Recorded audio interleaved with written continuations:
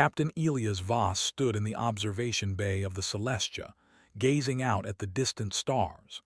The sleek, silver hull of the ship cut through the blackness of space, the only light coming from the occasional glimmer of distant suns. The mission to the Zanturi homeworld was a pivotal one, and Voss knew it.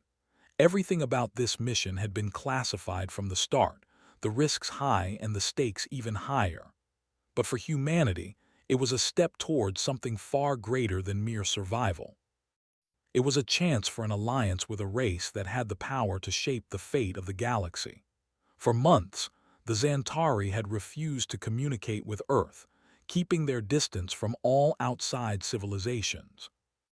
But then, without warning, they sent a message. The Queen Saraphis wanted to meet. She had extended an invitation to Voss and his crew to come to their planet and discuss a possible alliance. No one knew why she had changed her stance, but the human government had quickly acted, selecting the best crew and preparing the Celestia for the journey. Voss wasn't sure whether he should feel honored or terrified. The Zanturi were not a species that trusted others easily. They had seen the rise and fall of countless civilizations across the cosmos, always remaining in the background, watching but never intervening. There were rumors that they were older than time itself, their knowledge far surpassing anything humanity could dream of. What could they possibly want with Earth? Captain, a voice broke into his thoughts.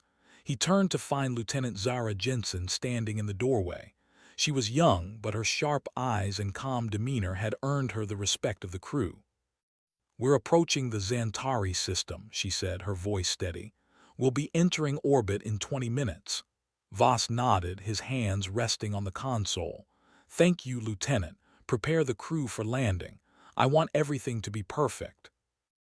Zara's eyes lingered on him for a moment, sensing the tension in his posture. "You've got this, sir," she said before leaving the room, her confidence offering him a fleeting moment of reassurance. The Celestia smoothly adjusted its course, the stars outside swirling as the ship entered the gravitational pull of the Zanturi system. Voss felt a slight tug in his stomach, a reminder that they were about to enter the unknown. He took a deep breath and stood, straightening his uniform. There would be no turning back now. As the ship approached the Zanturi homeworld, the crew gathered in the command center. Voss stood at the helm, flanked by Zara and the rest of his team. Outside the viewports, a vast planet loomed, its surface covered with swirling clouds and deep blue oceans. It was breathtaking, alien, and beautiful. "Captain," Zara called out again, "we're receiving their signal. They're hailing us." Voss nodded, his heart racing. He had imagined this moment countless times, but now that it was here, it felt surreal. He adjusted his earpiece, clearing his throat. "This is Captain Elias Voss of the Celestia. We've arrived in the Zanturi system, awaiting instructions." There was a long pause before a voice crackled over the comms. It was calm, but there was an unmistakable authority behind it. "Captain Voss," the voice said, "you are expected. Proceed to the coordinates we have transmitted." A soft chime sounded and the coordinates appeared on Voss's screen. He glanced at Zara, who nodded, ready to follow the orders. "Acknowledged," Voss said. "Proceeding now." The ship's engines hummed softly as they descended into the atmosphere. Voss felt the craft's gravity stabilize, and he knew they were nearing their destination. As the Celestia touched down on the surface, the ship's landing gears made a soft thud against the planet's surface. The world outside was quiet, almost eerily so. There were no visible signs of activity, no bustling cities, no ships flying overhead. The silence felt heavy, as if the planet itself was watching them. The landing bay doors slowly opened, revealing a wide, barren landscape. In the distance, towering spires rose into the sky, and a massive palace stood at the heart of it all. It was beautiful, constructed from what appeared to be a combination of crystal and stone, with intricate patterns etched into its surface. Voss couldn't help but be awed by the grandeur of it. This was the home of the Zanturi queen herself, Saraphis. "Let's move out," Voss ordered, his voice steady but with an edge of anticipation. The crew members stood at attention, gathering their equipment. This wasn't just a diplomatic mission. It was a historic moment for humanity. As they exited the ship and made their way toward the palace, the air was thick with a strange, almost metallic scent. The ground beneath their boots was smooth and polished, as if the entire landscape had been carefully sculpted. There were no visible creatures, no signs of life, only the towering palace and the silence that enveloped them. Voss felt his pulse quicken as they approached the massive entrance. The door, a sleek panel of what appeared to be living stone, slowly slid open, revealing a dark corridor beyond. At the far end, a figure emerged, tall, regal, and impossibly elegant. Her skin was pale and smooth, almost luminous, and her long, dark hair cascaded down her back like a river of shadows. She was dressed in a flowing robe of shimmering blue, and her eyes, sharp and calculating, seemed to pierce through Voss's very soul. Saraphis. The Zanturi queen regarded them with an air of detached curiosity. She did not move, but her presence was commanding, as if the very atmosphere shifted in response to her. Her gaze lingered on Voss for a long moment before she spoke, her voice low and melodic. "Captain Voss," she said, her tone almost contemplative, "I have heard much about humanity. You are an intriguing species. You claim to seek an alliance, yet you are but a fledgling race in the vast expanse of the cosmos. What makes you think you are worthy of our trust?" Voss swallowed, fighting the urge to look away from her piercing gaze.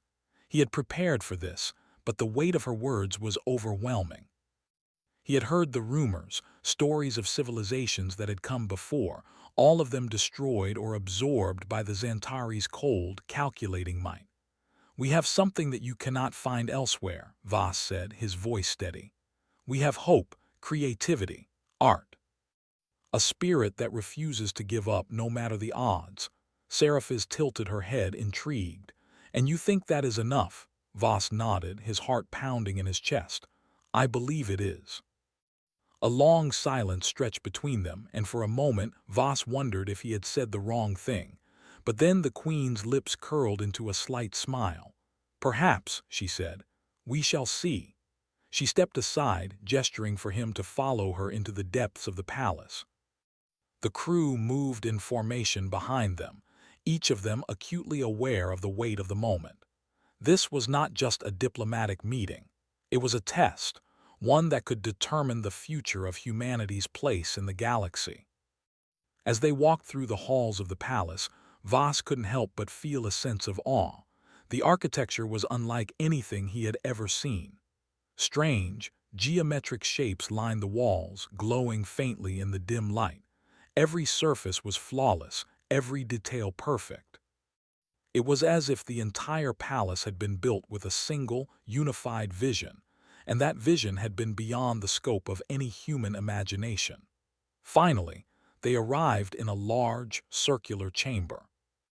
At its center was a pedestal upon which rested a single object, something small and delicate, yet radiating an aura of ancient power. Saraphis turned to face Voss, her eyes narrowing. "I will grant you an audience with the council," she said.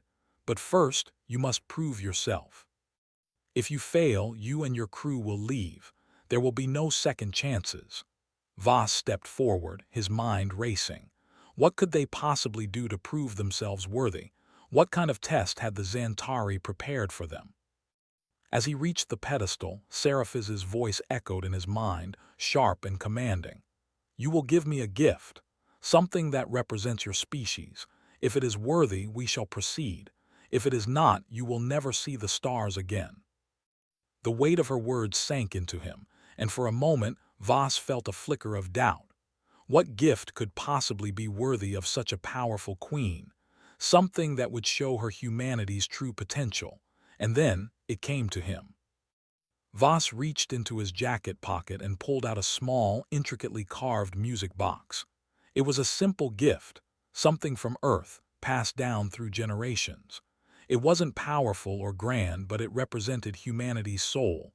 its creativity, its hope, its unyielding spirit. He placed the box gently on the pedestal and stepped back. Saraphis's gaze lingered on the object, her expression unreadable. Then, without a word, she reached forward and opened the box. As the first notes of the melody played, something shifted. The air seemed to grow heavier, and for the briefest moment the queen's face softened. She stood frozen, the music filling the silence of the chamber, and Voss could see the faintest tremor in her hands. What had he done? The music echoed through the palace, filling the vast chamber. And as Seraphis remained still, her eyes closed, her expression unreadable, Voss felt a strange sense of hope rise within him. Had the gift been enough? The music played softly from the small, delicate box, each note seeming to reverberate through the stone walls of the chamber.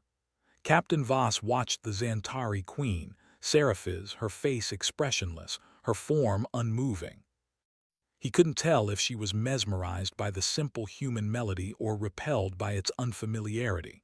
The room felt still, as though time had momentarily frozen along with her.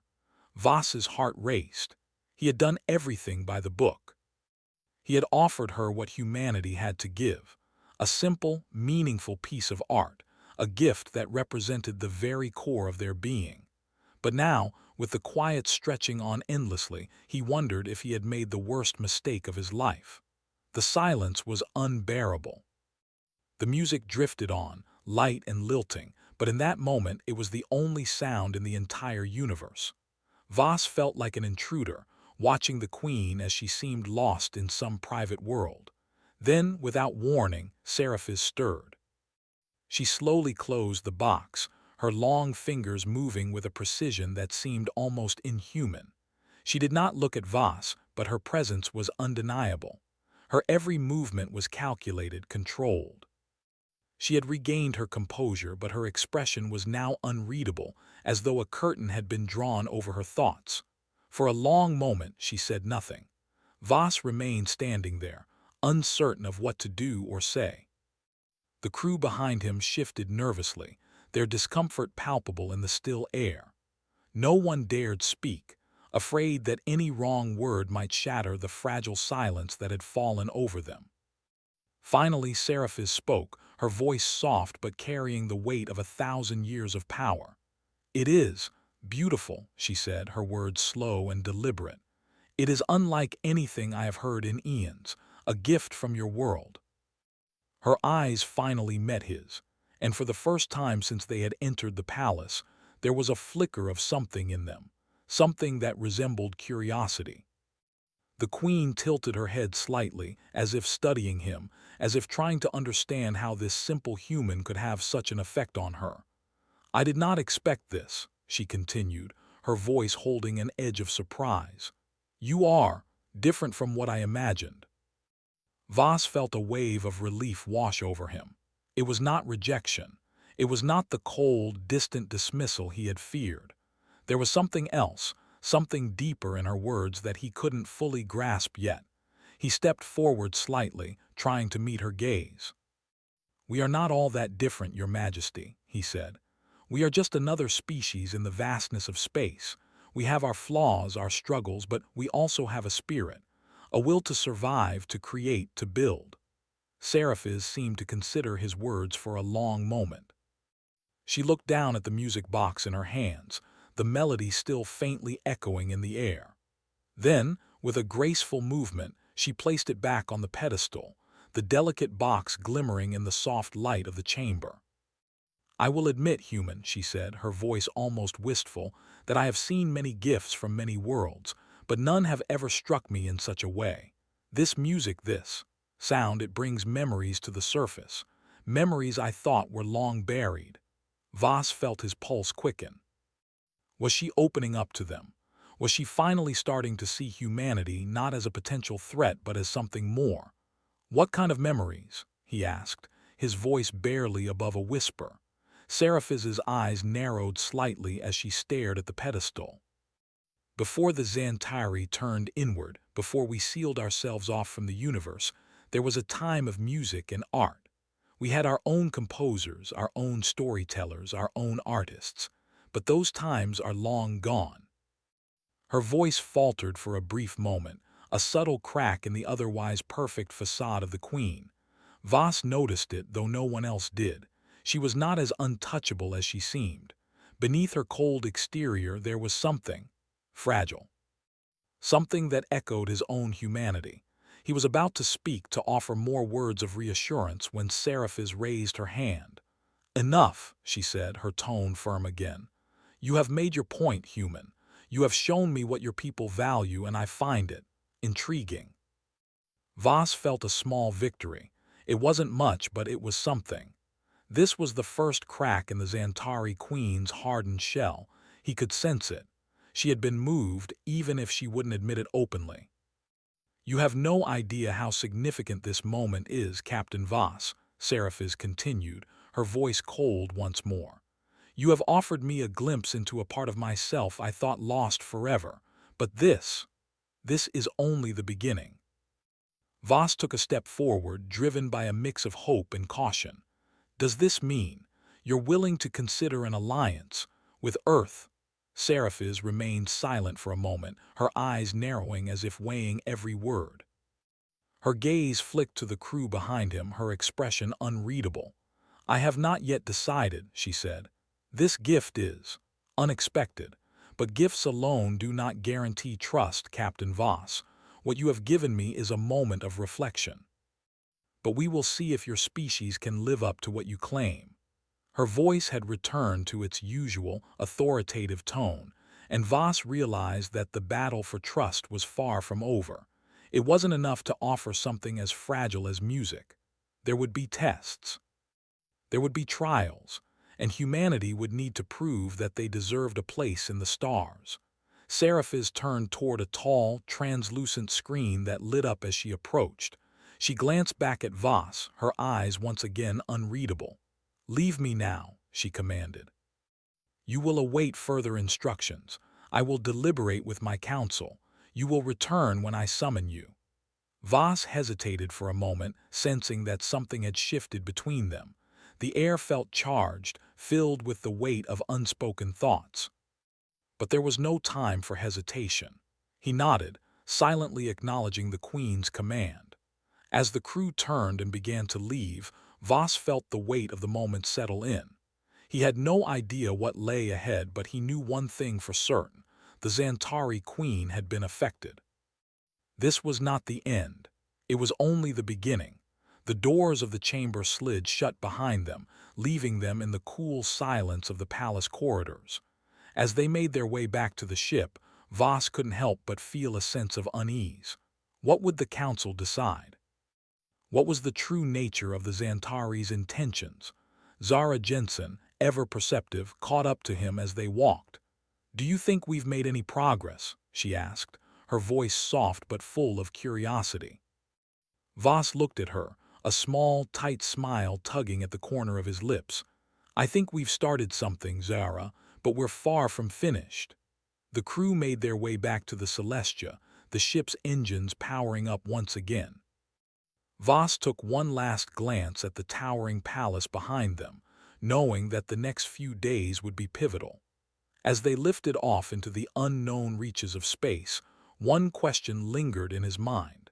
Had he just given humanity a chance at the stars? Or had he just triggered something much darker than he could have imagined? For now, there was only silence, but he knew the Queen's words would haunt him. This is only the beginning. The Celestia drifted through space, its engines humming steadily as Captain Elias Voss stared out into the vastness beyond the ship's viewports. The Zanturi homeworld was now a distant memory, a place that seemed both impossibly close and impossibly far. After their meeting with Queen Saraphis, the crew had returned to the ship, but none of them could shake the feeling that their mission had only just begun.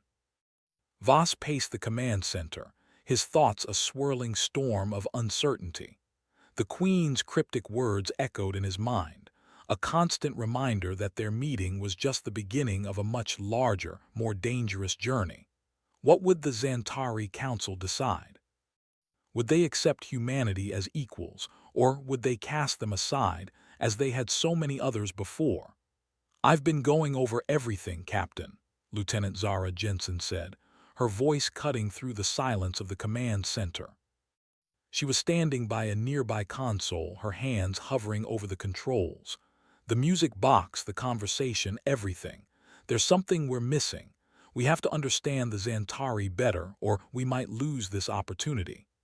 Voss stopped pacing and turned toward her. "I agree, but we don't have much time.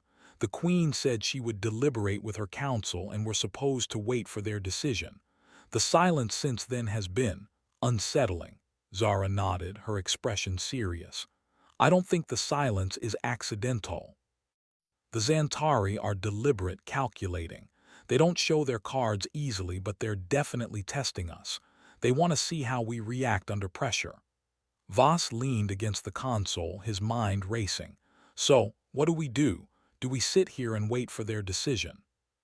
"No," Zara said firmly. "We keep moving forward. We need to show them we're capable, that we can handle whatever they throw at us. I've been looking into their history. The Zantari are not just a species of power. They value legacy, culture. There's something there. If we can tap into that, maybe we can turn this into an alliance." Voss looked at her, impressed by her dedication. "Keep researching. We'll need every advantage we can get."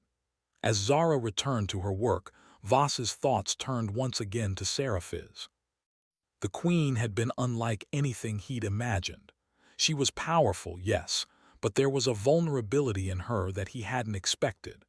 The music box had affected her in ways that he couldn't fully understand, but it had left a mark. That was undeniable. The Zantari were proud, but they were not invincible. And now, with that small gesture, humanity had planted a seed. Voss's comms unit suddenly beeped, breaking his reverie. He quickly activated the device, his heart skipping a beat as a familiar voice came through. "Captain Voss, we've just received a transmission from the Zantari Palace. It's from Queen Saraphis," the voice of his communications officer, Lieutenant Grant, said. Voss's pulse quickened. "Patch it through," he ordered. A moment later, the screen in front of him flickered and Queen Saraphis's image appeared. Her regal form was once again displayed on the screen, but this time there was something different about her. Her face was unreadable and her eyes were sharp and calculating, as if she had already decided something. "Captain Voss," she said, her voice as smooth and cold as before, but with an undertone of something else, something deeper. "I have spoken with my council. After much deliberation, we have come to a decision." Voss held his breath, waiting for her next words. The fate of humanity hung in the balance. "You have shown us something we did not expect," Saraphis continued, her eyes narrowing slightly. "You have demonstrated humility. You are not the conquerors we had feared, but neither are you the weaklings we had anticipated." Voss felt a surge of hope, but he kept his expression neutral. He could not afford to show any weakness now. "We are willing to learn, Your Majesty. We are eager to prove ourselves." Saraphis regarded him silently for a moment, as if weighing his sincerity. Then, without warning, her lips curled into a faint smile, though it was not one of warmth. "Then prove it," she said. The screen went black, leaving Voss staring at the empty void where the Queen's image had been moments before. His heart raced as he processed her words. Prove it. What did she mean by that? What test had she set for humanity? Zara, who had been listening intently, now approached Voss, her eyes filled with determination. "I think it's clear now. The Queen isn't going to give us an easy path. She wants to see if we can handle their challenges, if we can endure their trials. But she's testing us for more than just strength. She wants to know if we can rise to the occasion, and if we do, there might just be a future for humanity among the stars." Voss nodded slowly, a sense of resolve settling within him. "Then we rise to the occasion. We give her everything we've got." The crew continued to prepare for whatever challenge lay ahead. The ship's atmosphere was tense, but there was a sense of unity, a shared purpose that bound them together. No one knew exactly what was coming, but they all understood the gravity of the situation. This wasn't just about diplomacy anymore. This was about proving humanity's worth on a cosmic stage. The days that followed were filled with preparation. The crew spent every waking hour studying the Zanturi, their culture, their history. Zara worked tirelessly, diving deeper into the intricacies of their society, trying to decipher the Queen's intentions. Voss, meanwhile, sought out every piece of information he could find on the Zantari's interactions with other species. He knew that understanding their past could be the key to unlocking their future. But as the days wore on, Voss couldn't shake the feeling that something was amiss. He had spent countless hours thinking about Saraphis's reaction to the music box. He had seen it, heard it in her voice. That moment of vulnerability, he had seen it too clearly. The Zantari queen wasn't as untouchable as she appeared. She was testing humanity, but she was also searching for something in herself that she had long forgotten. The tension reached its peak when, nearly a week later, the transmission came. This time it was not from Saraphis herself, but from one of her advisors, a Zantari named Tavis. He appeared on the screen, his demeanor more formal than the Queen's. His tone was less cold but no less commanding. "Captain Voss," Tavis began, "the Queen has decided that humanity will undergo a trial. You will demonstrate your species' capacity for endurance. You will survive our trials on our terms. If you succeed, we will consider an alliance. If you fail—" He paused, letting the silence hang in the air like a weight. "You will leave and never return." Voss didn't flinch. He had known the test was coming. This was the moment they had been preparing for. "I understand," he said, his voice steady. "We will be ready." Tavis nodded, his expression unreadable. "The trial will begin soon. You will be informed of the location and the specifics shortly." The transmission ended, and the crew exchanged glances.